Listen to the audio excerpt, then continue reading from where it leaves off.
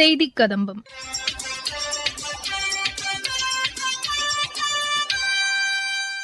இன்றைய செய்திக் கதம்பத்தில் சமூக வலைதள பதிவுகள் மற்றும் சென்னையில் நடைபெற்ற பருவநிலை மாற்றம் குறித்த மாநாட்டில் தேசிய பேரிடர் மேலாண்மை நிறுவனத்தின் உறுப்பினர் திரு கிருஷ்ண எஸ் பஸ்தா பங்கேற்று பேசிய உரை உள்ளிட்டவை இடம்பெறுகின்றன. முதலில் சமூக வலைதள பதிவுகள். குடியரசுத் தலைவர் திருமதி திரௌபதி முர்முவை மத்திய மின்துறை அமைச்சர் திரு மனோகர் லால் மற்றும் தொழிலாளர் நலத்துறை அமைச்சர் திரு மன்சுக் மாண்டவியா தில்லி குடியரசுத் தலைவர் மாளிகையில் சந்தித்து பேசினர்.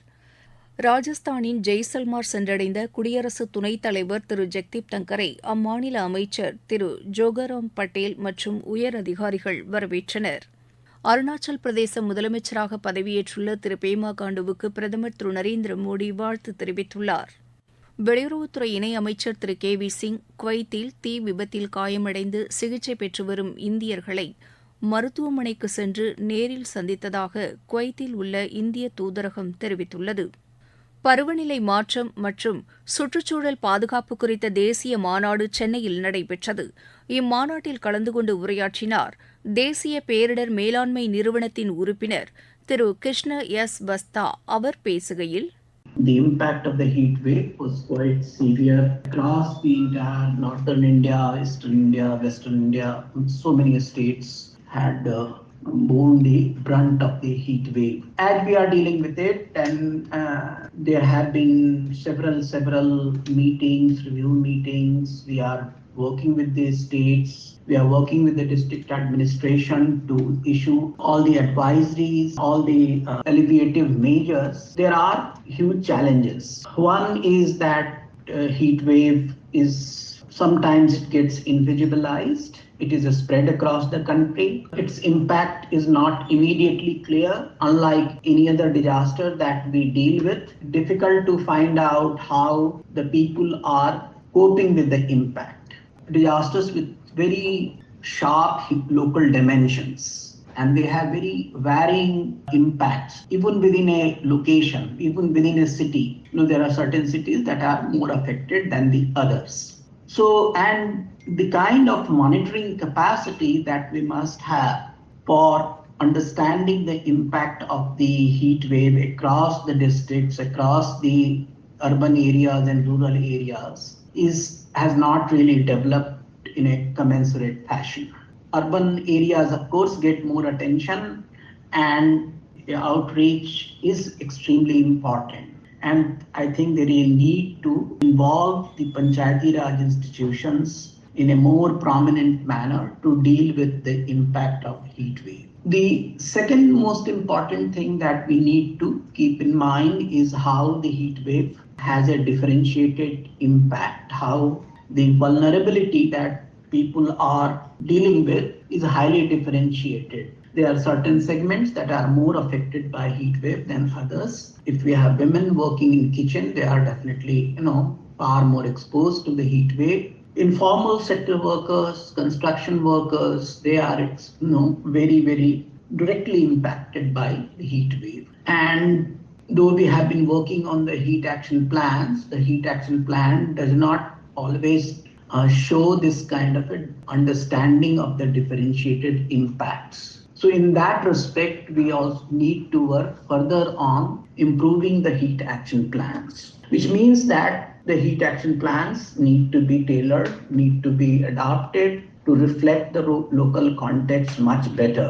They definitely need to introduce those interventions which are targeting the most vulnerable sections. It also suggests that we need to have more community involvement, more participation in preparing the heat action plan. It just cannot be a government-owned heat action plan. Heat action plan is prepared by the city administration, municipal corporation, or the district administration. But I think we need to have more widespread consultation while developing this. As the heat action plan emerges as the most important instrument or tool of dealing with heat waves, we need to appreciate that it requires some capacity to prepare heat action plans. It requires some technical skill, some understanding, appreciation of data, so that we have a more viable, more effective heat action plan. So extremely important that we develop these capacities at the local level so that our heat action plans are more realistic, more effective, more practical, and at the same time, it's more targeted towards those who are bearing the impact of the heat.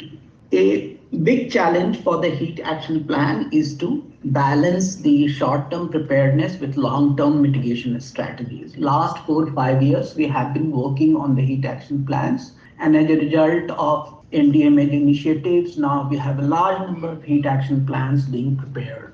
One of the issues that we always see, and it is partly a reflection of the process that we follow, that heat action plans are emphasizing the preparedness measures more. Perhaps in the next 2-3 years, we would see that heat action plans are also looking at long-term measures, what we call the adaptation measures. So there is definitely a need to balance this kind of a preparedness and mitigation measures. We need to bring in the elements of infrastructure improvements, urban planning, urban greenery, more water structures, watershed conservation, development.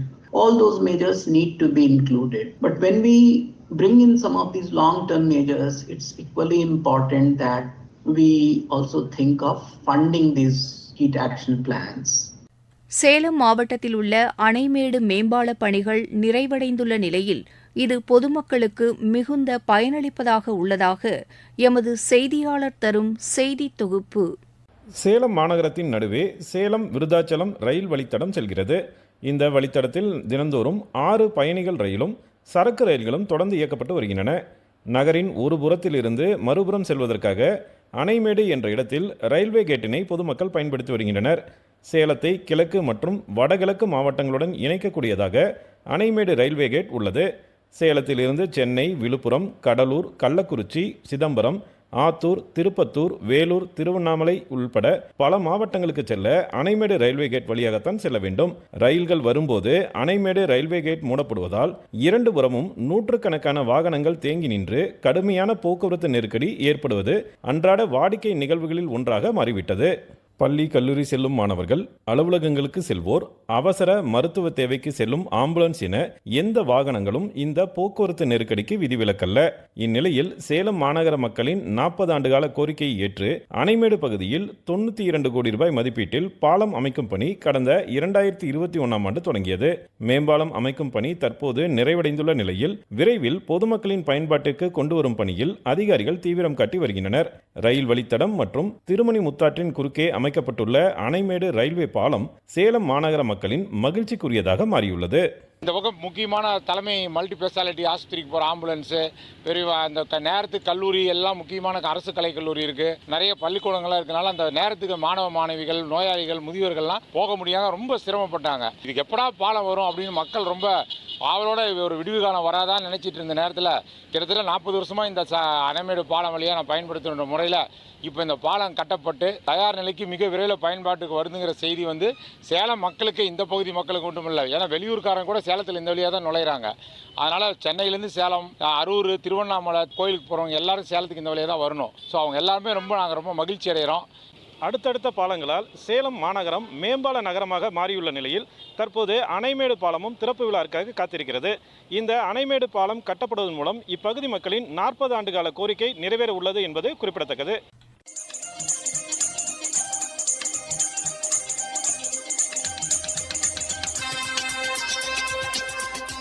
இத்துடன் இன்றைய செய்திக் கதம்பம் நிறைவு பெறுகிறது.